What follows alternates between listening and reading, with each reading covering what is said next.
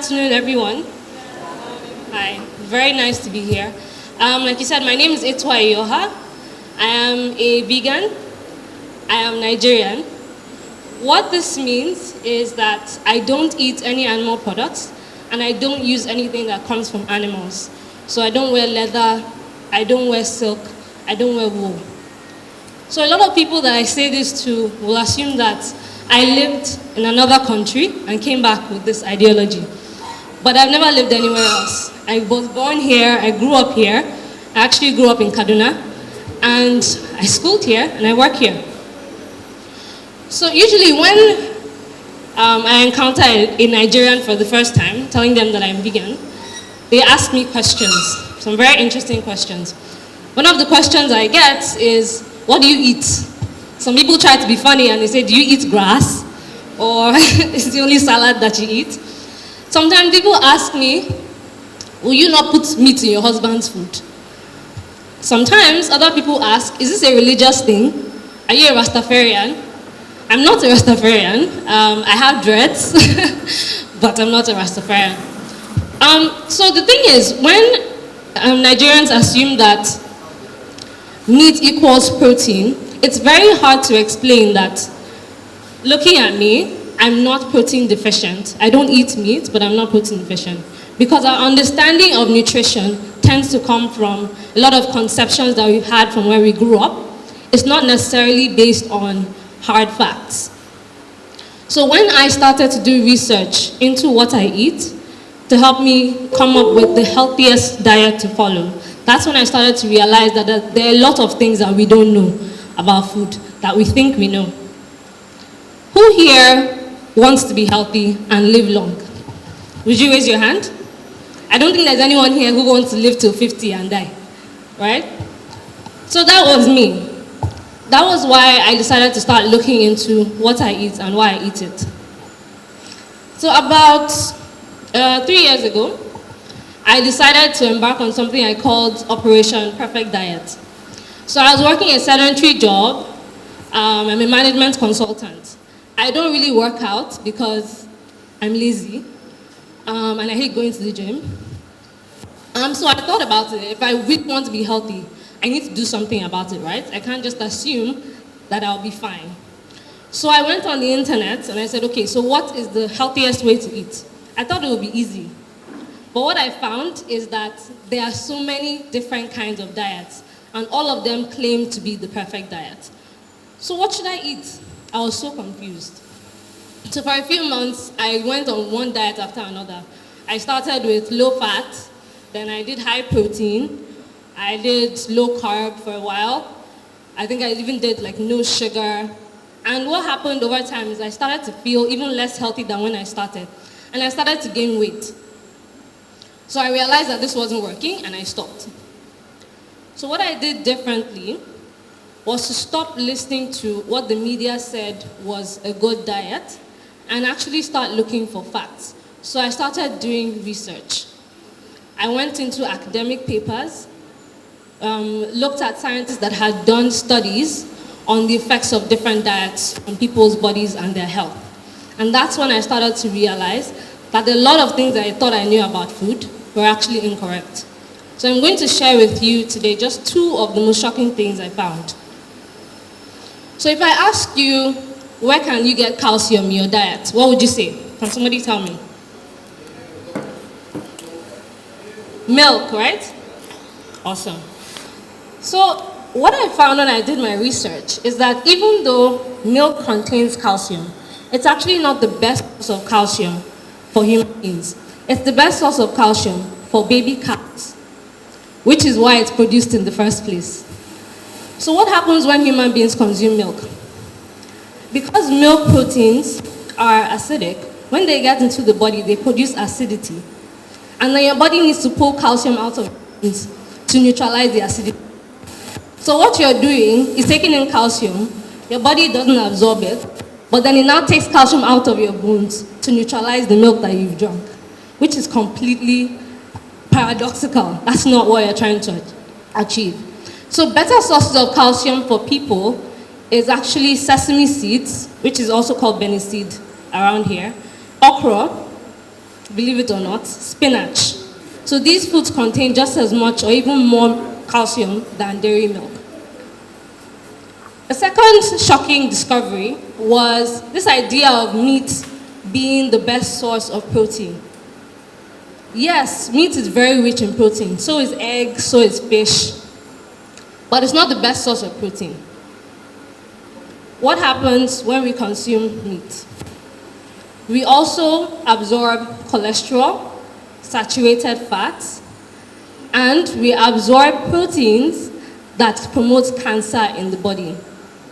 I'm sure recently we all heard that processed meats have been linked to cancer. That announcement from the World Health Organization. So it's not just processed meats. It's actually all animal flesh. But what happens is that this research gets disseminated in small bits over time. The industries that sell meat don't allow the organizations that are supposed to tell us this to tell us. So the World Health Organization had to, let's say, dumb it down a little bit. They couldn't say all meat causes cancer because there will be an uproar, there will be protests. So they had to say processed meats have been found to be linked to cancer. If you look at this book called The China Study, written by T. Colin Campbell, he did a long-term research into what happens when people consume animal proteins. And he found that those who consumed lower amounts of animal proteins over the study period were less likely to die from diseases like diabetes, colorectal cancer, prostate cancer, breast cancer, heart disease, hypertension, you name it. The list is very long. All right, so after making these discoveries, I started to wonder, how come I've never heard this before, right? I mean, this is stuff that we should all know. It should be in the news. The answer to this question is money. So I want to ask you a question. Who here has ever seen an ad in the newspaper or on the TV for instant noodles? Raise your hand. Who has seen an ad for pizza? Who has seen an ad for chicken wings? Okay. So who here has seen an ad for fruit salad? Anyone? Or brown rice? Basically, the media is not your friend. The media is the friend of whoever is paying them for advertisements.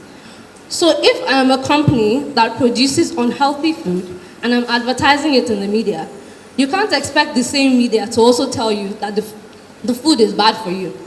They will be biting the hands of people that feed them. So this is the reason why the media is the worst place for you to get information regarding food or nutrition. Where should we be looking for this information? If we're not looking at the media, we need to look at science, right? We need to look at academic papers. We need to look at facts. So when I was embarking on this Operation Perfect Diet, and I realized that media was not working for me, I went into the academic research, like I said.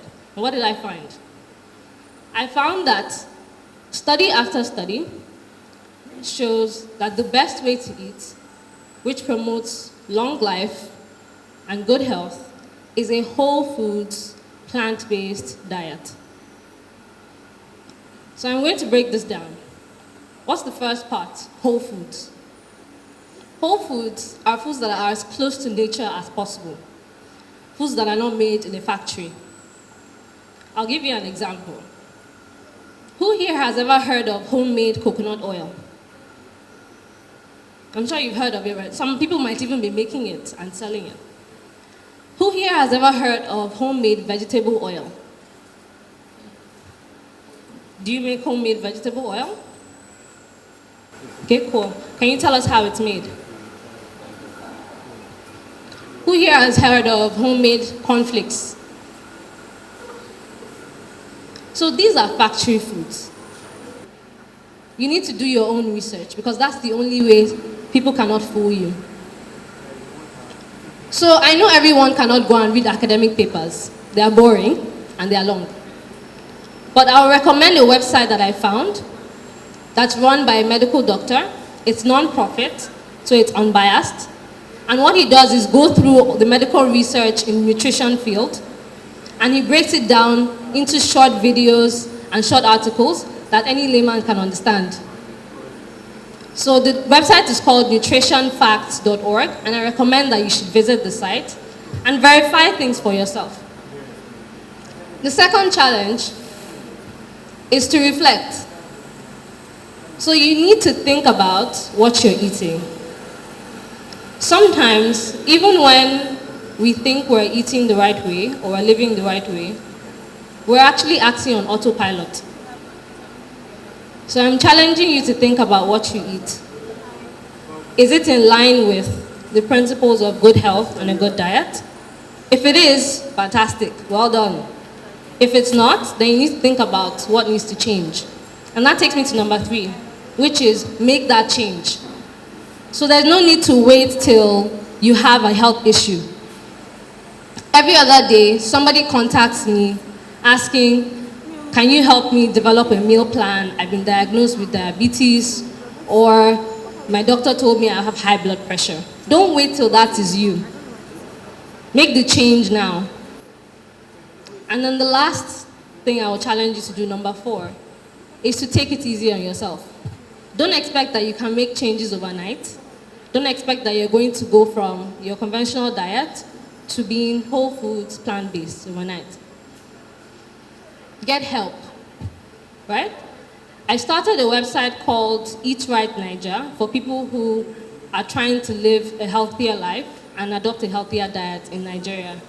There you can find recipes, you can find meal plans, you can find recommendations on where to eat, all for free. So if you're interested in taking your health seriously, I would recommend visiting the website and checking out the resources. The last thing I will leave you with is to remember that the power to make the informed food choices that will have an impact on your health lies in your hands. And you have to decide what you're going to do with that power. Thank you.